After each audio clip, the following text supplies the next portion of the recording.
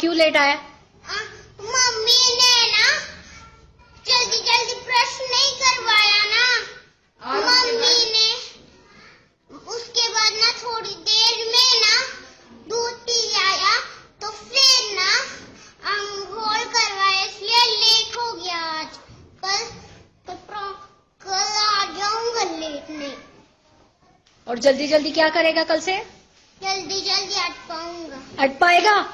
Sure अट पाएगा? जल्दी जल्दी नहीं, फिर जल्दी जल्दी ब्रश करूंगा। Very good. अगर कल से लेट हुआ तो मार मिलेगा। ठीक है, पर मम्मी को तो अभी सुधरने दो।